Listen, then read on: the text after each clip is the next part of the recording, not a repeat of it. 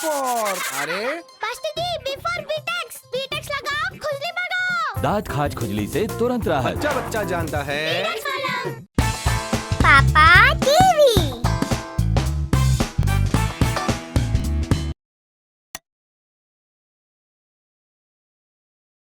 मुखिया जी और गांव वाले सतर्क थे और इनकी रक्षा करने के लिए नाग सैनिक भी अदृश्य रूप में गांव में घूम रहे थे। तारक और तारिका इस बात से अनजान थे कि नाग सैनिक पहरेदारी दे रहे हैं। वो दोनों आधी रात को अपने घर से बाहर निकले। रात के अंधेरे में गांव सुनसान था। वो लोग कुछ दूर चले ही थे कि एक नाग सैनिक ने उन्हें देख लिया और उनका पीछा करने लगा। तारक और तारिका यहाँ वहाँ देख रहे थे, कहीं कोई उन्हें देख न ले, पर उन्हें कहाँ पता था कि अदृश्य नाग सैनिक उनके पीछे ही चल रहा था। जब तारक और तारिका जंगल पहुंचे तो वो दोनों अपने असली रूप में आ गए। हमें अपने अगले हमले की तैयारी करनी होगी और वो हमें अमावस से पहले ही करनी होगी, वरना हम नागराज रुद्र और नागरानी मनसा को कभी हरा नहीं पाएंगे। हम उन्हें जरूर हराएंगे क्योंकि हम उनकी मजबूरी जानते हैं।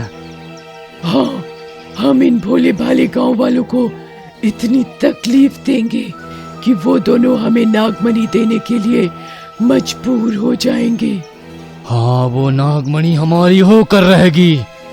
तभी नाग सैनिक अपने असली रूप में आ गया और तारक तारिका के सामने खड़ा हो गया। इतनी जल्दी नहीं, पहले तुम्हें मुझे हराना होगा।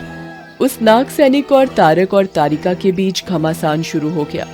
नाग सैनिक ने जैसे ही तारक पर हमला किया, तारक ने उसके शरीर में चोट गड़ा दी।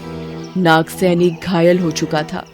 ये सत्य नागराज को बताना जरूरी है। नाग सैनिक अदृश्य हो गया। तारक और तारिका नाग सैनिक को यहाँ वहाँ ढूंढते रहे। कहाँ गया? हाँ, कहाँ जा सकता है वो? नागराज रुद्र के पास ही जाएगा ना? हाँ, उसके वहां पहुंचने से पहले ही उसे मार देंगे। तारक तारिका इंसानी रूप में आ गए और गांव की ओर बढ़ने लगे। नाग सैनिक घायल था, पर फिर भी वो आगे बढ़ने की कोशिश कर रहा था। यहाँ तारक तारिका अपनी शक्तियों से गांव पहुंच चुके थे और उन दोनों ने नागराज रुद्र और नागरानी मनसा का इंसानी रूप धारण कर लिया था। नाग सैनिक जैसे ही गांव में पहुंचा, उसे सामने नागराज रुद्र और नागरानी मनसा दिखे। वो तुरंत उनके पास गया। क्या हुआ तुम्हें?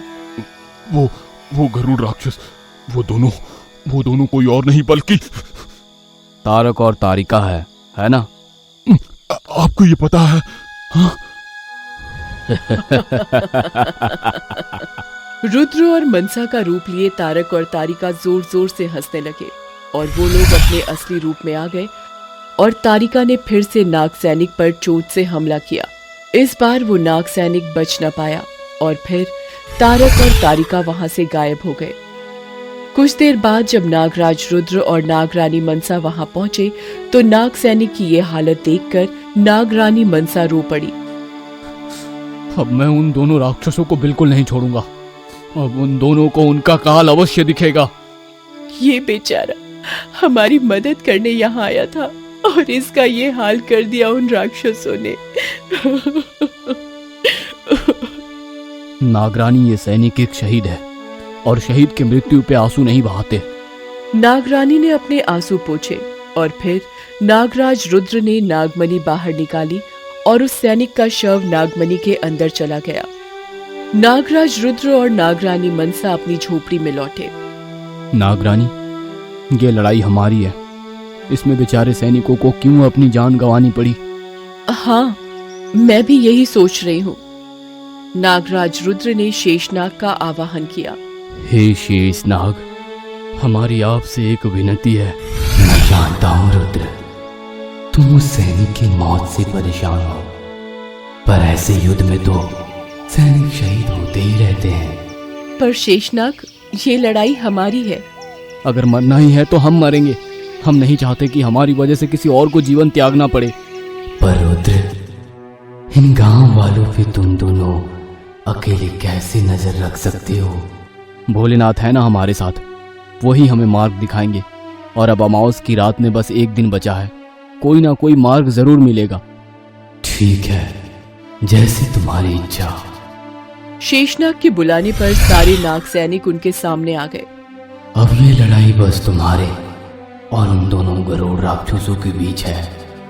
विजयी भव। शेषनाग और सारे नाग सैनिक वहां से गायब हो गए।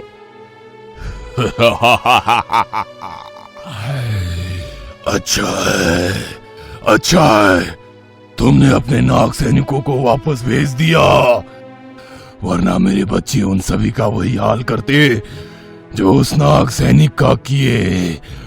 अब युद्ध बराबर का है। मेरे गरुड़ राक्षस तारिका और तारक तुम दोनों पर भारी पड़ेंगे, नागराज और नागरानी।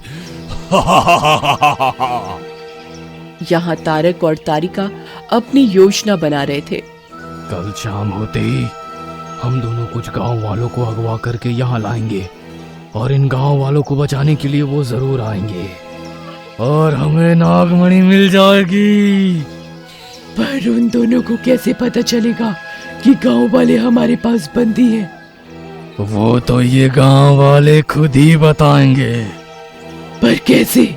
देखते जाओ। यहाँ नागराज रुद्र और नागरानी मनसा भी चिंतित थे। कल अगर मुझे कुछ हो गया तो इस नागमणि की रक्षा तुम्हें ही करनी होगी नागरानी। हमें कुछ नहीं होगा, हम दोनों उन दोनों राक्षसों के काल हैं। नहीं, हमें कभी भी अपने दुश्मनों को कम नहीं आंकना चाहिए नागरानी।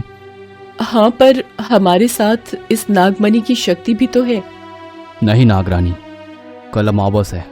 इस नागमणि की शक्ति धीरे धीरे कम होती जाएगी, इसलिए वो दोनों राक्षस हम पर कल ही हमला करेंगे। हमें इस नागमणि की रक्षा के साथ साथ इन भोले भाले गांव वालों की भी रक्षा करनी होगी। अब इन गांव वालों पर आंच तक ना आने पाए। हमारे साथ भोलेनाथ है। जय भोलेनाथ। जय जय भोलेनाथ। नागराज रुद्र और नागरानी मनसा भोलेनाथ की आराधना में बैठ गए। चाहे कल खुद भगवान भी क्यों ना तुम्हारे साथ आ जाए, पर मुझे हरा नहीं पाएंगे। वो नागमणि मेरा होकर ही रहेगा। शैतान को अपनी बुराई पर बहुत विश्वास था और नागराज रुद्र और नागरानी मनसा को अच्छाई का साथ था। इस अच्छाई और बुराई की लड़ाई में जीत किसकी होगी, जानने के लिए देखते रहिए हमारा अगला एपिसोड।